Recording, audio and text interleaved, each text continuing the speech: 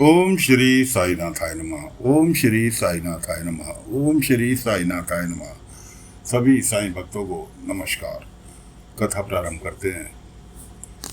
बाबा बैठे हैं द्वारका माई में, एक दीनहीन स्थिति में, शेविंग बड़ी हुई, बाल बड़े हुए, कपड़े फटे हुए, ऐसा व्यक्ति बाबा के पास आया। बाबा द्वारका माई में बैठ के लड्डू बना रहे। बाबा ने कहा आओ बैठो, लड्डू खाओगे? नहीं साईं, लड्डू खाने के लिए मना कर दिया। बाबा ने कहा बताओ क्या मदद चाहिए करूं तुम्हारी? कहने लगा साईं आपको तो पता है क्या मदद करेंगे, सब कुछ तो मेरा लुट गया। बाबा ने कहा आज रात मेरे साथ यहाँ द्वारका माई में रुकोगे? कहने साईं उससे क्या होगा? बाबा ने कहा श्रद्धा सबरी रखो। कोई बात नहीं जी, वो रुक गया। उधर रेवती का वो नृत्य प्रोग्राम बराबर, कभी रात आधी रात को उठ के। अगले दिन दीक्षित वाड़े में बाबा पहुंच गए सुबेरे सुबेरे पंडित के पास। पंडित दूध पका रहा था अपने कमरे में। दूध उबलने को था, बाबा ने जाके उसका पतीला ऐसे ही उठा लिया। साईं आपके हाथ जल जाएंगे। बाबा ने कहा मेरे हाथों की चिंता छोड़ो, लेकिन जो अति तुम करने जा रहे हो या कर रहे हो, क्योंकि काफी सारा पैसा पंडित यज्ञ करने के नाम पर रेवती परिवार से ले चुका था। बाकी था आप दान दक्षिणा लेना। बाबा ने कहा जल जाओगे उसमें, अति में, अति की आग जो तुमने फैला रखी है उसमें जल जाओगे। पंडित भड़क गया। पंडित कहने लगा साईं आप बुजुर्ग हैं, आपको यहाँ शिरडी वाले सब मानते हैं, वरना मैं भी विद्वान पंडित हूँ, और पंडितों का तो काम ही यही है चढ़ावा खाना, वरना पंडितों की रोजी रोटी कैसे चलेगी? बाबा ने कहा समझाना मेरा फर्ज था, आगे तुम्हारी मर्जी। खैर जी, यज्ञ की तैयारी हो गई। यज्ञ पे रेवती को भी बैठा लिया गया जबरदस्ती, जबकि उसकी कोई इच्छा नहीं थी, उसको भी बैठा लिया गया। और यज्ञ का कार्यक्रम चालू हो गया। यज्ञ निपटने के बाद पंडित जी कहने लगे कि देखो माता जाती हुई दिखाई देगी सभी को, सभी लोग दिल खोलकर दान देना, जिससे जो बने सोना चांदी रुपया पैसा, माता भी जाती हुई दिखाई देगी। सभी आंख बंद करके मंत्र का जाप करो मेरे साथ। सबने आंख बंद कर ली। पंडित ने इधर उधर देखा, कोई नहीं देख रहा, सबकी आंखें बंद है। पंडित ने अपने थैले में से कोई चूरन सा निकाला और हवन कुंड में डाल दिया। उससे इतना धुआं फैला, पंडित कहने लगा अब सब आंख खोल लो, देखो वो जा रही माता। वह माता हो या पिता हो कोई नहीं दिखता धुएं में। खैर जी, सब आंखें मलते रह गए। और पंडित जी ने यह भी कह दिया साथ साथ कि अब माता जिस पे प्रसन्न होंगी उसके शरीर में प्रविष्ट भी कर सकती है। तो रेवती की सास बड़ी खुश हुई। तो रेवती की सास ने अपने गले की चेन, हाथ के कंगन पंडित जी को दक्षिणा में दिए, बहुत सारे रुपए दिए, और भी जो लोग बैठे थे सभी ने कुछ ना कुछ दिया।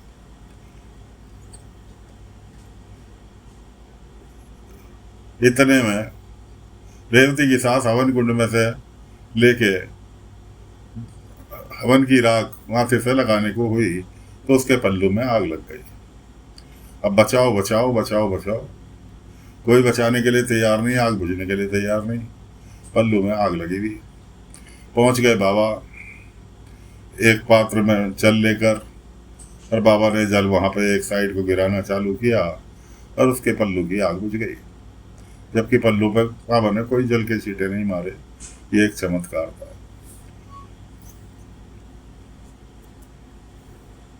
इस बीच में पंडित निकल के वहां से भाग लिया। बाबा ने कहा कि तुम अंधविश्वास में पड़ के तुमने अपना सब कुछ, सोना चांदी पैसा सब बर्बाद किया। रेवती कहने लगी मैं तो साईं मना कर रही थी, मैं तो इस पक्ष में थी नहीं, लेकिन क्या करूं, इन लोगों की मर्जी के आगे मेरी नहीं चली।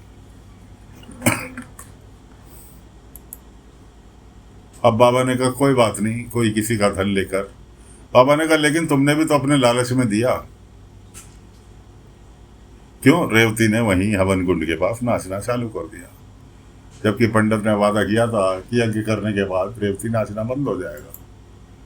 और रेवती ने नाचना चालू किया तो उसके सास में अविश्वास पैदा हुआ कि पंडित तो कह रहा था कि रेवती का नाच बंद हो जाएगा, लेकिन ये तो हमारे लूट के ले गया, बेवकूफ़ बना के ले गया, पैसे लेके भाग गया। बाबा ने कहा कोई कहीं नहीं भागा, और बेवकूफ़ तुम्हारा नहीं, तुम तो खुद बने, जानबूझ के बेवकूफ़ बने हो। कि तुम तो जानबूझ के बेवकूफ़ बने हो। कैसे साईं? बाबा ने कहा चिंता ना करो, अभी कोई किसी का पैसा लेके नाजायज नहीं भाग सकता। कोई बात नहीं। अब पंडित जो थे चारों तरफ चक्कर काट रहे हैं और वापस घूम के बाबा के सामने पहुंच जाते, चारों तरफ भागने की कोशिश करते, खूब भागते, फिर बाबा के सामने पहुंच जाते। इस तरह से कई बार पंडित ने भागने की कोशिश की, लेकिन घूम फिर के फिर वो बाबा के पास ही जाके टिक जाता। ये साईं क्या हो रहा है? बाबा ने कहा ये तुम्हारा जो है लालच का जो चक्र है वो घुमा फिरा के तुम्हें यहीं लाके छोड़ रहा है। या तो अपनी गलती की क्षमा मांगो, वरना ऐसे ही घूमते रहोगे। खैर जी, पंडित ने उनसे भी क्षमा मांगी कि मैंने तुम्हें बेवकूफ़ बनाया। तो उसके बाद बाबा के कदमों में बैठ गए पंडित जी कि साईं मुझे माफ़ कर दो, आगे से मैं कोई ऐसा काम नहीं करूँगा। खैर बाबा पहुंच गए द्वारका माई। अब द्वारका माई पे बाबा बैठे थे, एक पति पत्नी आए, साईं मदद करो। कि क्या हुआ? कि इनके गले में ये बहुत बड़े गायक थे, भजन कीर्तन किया करते थे, इनके गले की आवाज़ चली गई गले में चोट लगने के कारण। बाबा ने कहा नहीं, गले में चोट लगने के कारण आवाज़ नहीं गई, आवाज़ गई इनकी बेईमानी। ये बहुत बड़े बेईमान, बहुत बड़े धोखेबाज। तो पत्नी कहने लगी साईं मदद नहीं करनी तो मत करो, मदद नहीं करनी तो मत करो, लेकिन जलील तो मत करो, बेइज्जत तो मत करो। इससे तो अच्छा मियाँ आते ही नहीं। ऐसा कह के पत्नी अपने पति को लेकर जाने लगी। बाबा ने कहा आए हो तो थोड़ा सा पानी तो पीते जाओ। बाबा ने मटके में से एक पात्र में पानी निकाल के उनकी ओर बढ़ाया, कहने लगे जैसे जहाँ हमारी बेइज्जती हो वहाँ का तो पानी क्या, वहाँ तो छाया भी पसंद नहीं। बाबा ने कहा अच्छा। बाबा ने उस पात्र का पानी लेके और द्वारका माई के बाहर फेंक दिया। द्वारका माई के बाहर पानी फेंकना था कि वहाँ तो चलचित्र की भांति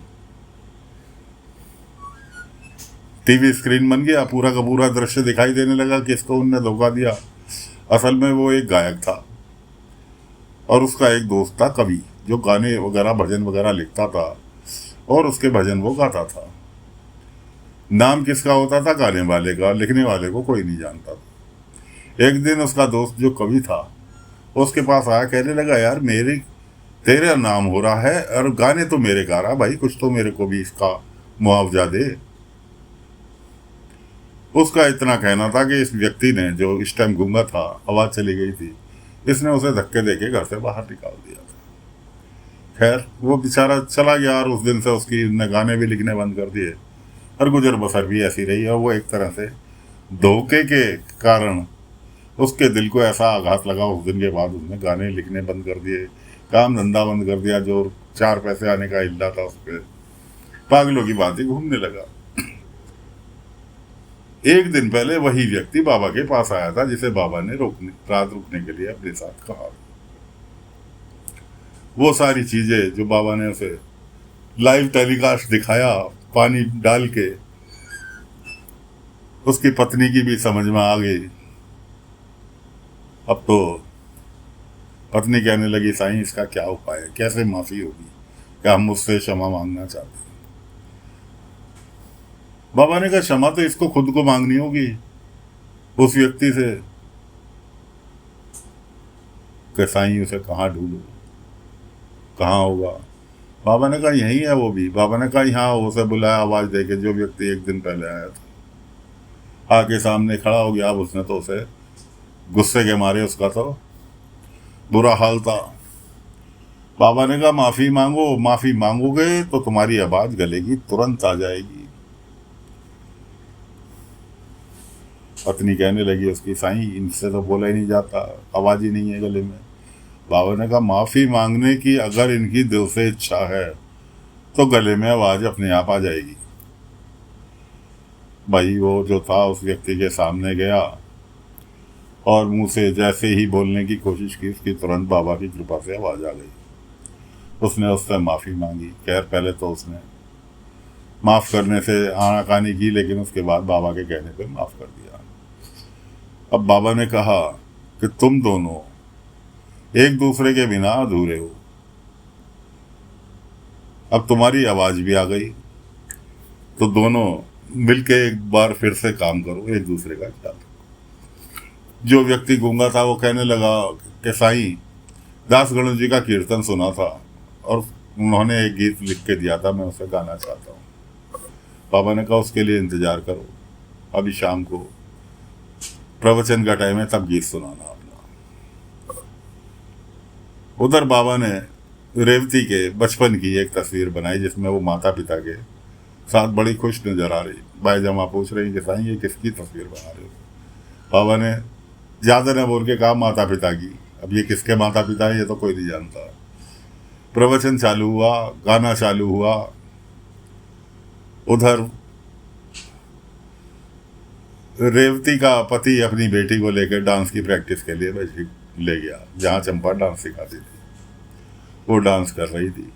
रेवती को शक हुआ, रेवती ढूंढने निकल गई। अब उधर प्रवचन चल रहा था, रेवती वहां ना जाके पहुंच गई द्वारका माई। द्वारका माई में देखी अपने माता पिता की तस्वीर वहां से निकाल ली। प्रवचन खत्म हुआ, सब लोग अपने अपने घर की ओर चले गए। रेवती भी वहां से चल दी। रेवती को बेध्यानी में वो तस्वीर रास्ते में गिरा दी। बाबा ने पीछे, केशव जा रहा था, बाबा ने कहा केशव, रास्ते में तुम्हें मेरी कोई भी सामान पड़ा हुआ दिखाई दे तो उठा के लाके मुझे दे देना। केशव निकला कि रास्ते में उसे तस्वीर वो पड़ी दिखाई दी, उसने लाके वो बाबा को दे दी। उधर रेवती वापस लौटते जा रही थी कि उसने अपनी बेटी को नृत्य करते हुए देखा, प्रैक्टिस करते हुए। वो बड़े गुस्से में उसको वहाँ से लेके गई और दीक्षित वाले जाके उनने फैसला किया हम अभी के अभी वापस अपने गांव जाएंगे। उसके सास ससुर भी कहते रहे अरे रुक जाओ रुक जाओ रुक जाओ, लेकिन नहीं, हम अभी के अभी अपने गांव के लिए जाएंगे। राहता से अभी शाम को ट्रेन है तो हम अभी वापस निकलेंगे, हमें अब रुकना ही नहीं शिरडी में। खैर जी, सामान वामान समेटना चालू हो गया। शिरडी से प्रस्थान के लिए निकल भी लिए। सास ससुर कहने लगे कि एक बार साईं से मिल लें, कि नहीं नहीं देर हो जाएगी, इसलिए जाने का कोई सवाल ही पैदा नहीं होता। बाबा स्वयं पहुंच गए। बाबा ने कहा हाँ सही बात है रेवती, देर हो जाएगी इसलिए मैं खुद आ गया, जाओ जाओ मेरी दुआएं तुम्हारे साथ है। खैर जी, रेवती वहां से निकल ली। परिवार के साथ अब बैलगाड़ी नहीं मिली, सारे के सारे पैदल ही जा रहे थे। रास्ते में रेवती की सास थक गई तो सब बैठ गए खाना वाना खाने के लिए जंगल में ही। तभी बाबा ने जो उसे तस्वीर दी थी, चलते चलते बाबा ने कहा था दीक्षित वाड़े पे कि जाओ ये तुम सामान कुछ अपना भूल ही आई थी जो मैंने तुम्हारे लिए स्पेशली बनाया था, ये अपने साथ लेकर जाओ। खैर जी, सभी लोग निकल लिए, खाना खाने के लिए बैठे। बच्चे कच्चे सब लोग ये खाना खाने के लिए जंगल में बैठ गए। उधर बाबा निकले, बच्चे खेल रहे थे। बच्चों से कहने लगे बेटा एक पेपर दोगे? बेटा ने पेपर दिया, मुझे कोयला भी दो। बाबा ने कोयले से कागज के ऊपर रेवती के परिवार की फिर फोटो बना दी। इधर बाबा ने फोटो बनाई, उधर जो बाबा ने फोटो दी थी रेवती को, वो फोटो का दृश्य चेंज हो गया। दृश्य चेंज हो गया। अब रेवती के खाना खाते खाते वो फोटो हाथ में आई। उनने फोटो देखी, निगाह मारी, जो साईं ने उसे दी थी। उसने कहा, अरे ये कैसे बदल गया, ये तो साईं ने मुझे मेरे हंसते खेलते परिवार की फोटो दी थी, ये दुखी परिवार की फोटो कैसे आई। अब इतना धोना था कि रेवती जो थी वहां से उल्टे पैर शिरडी के लिए भाग ली। शिरडी के लिए भाग ली, पहुंच गई सीधी द्वारका माई। उधर रेवती भागी और उधर पीछे पीछे उसके परिवार के सभी लोग वापिस शिरडी आ गए। शिरडी आ गए तो रेवती पहुंच गई बाबा के पास। साईं ये सब क्या है। बाबा ने कहा, ये और कुछ नहीं है, ये तुम्हारी बचपन की यादें, जो बचपन में तुम्हारे साथ बीता, ये सब वही यादें हैं, वही नृत्य की है। इसलिए मेरा कहना है कि तुम खुद भी नृत्य करो, अपनी बेटी को भी नृत्य सिखाओ, और बल्कि मैं चाहता हूँ कि तुम खुद अपनी बेटी को नृत्य सिखाओ। जब ये गुत्थी सुलझेगी, ये रेवती, इससे पहले गुत्थी नहीं सुलझेगी। तो साथियों, फिलहाल कथा को यहीं पर विराम दे रहे हैं। अगले अंक में आगे की कथा लेकर फिर हाजिर होंगे। तब तक के लिए आज्ञा दीजिए। ओम साई राम, ओम साई राम, ओम साई।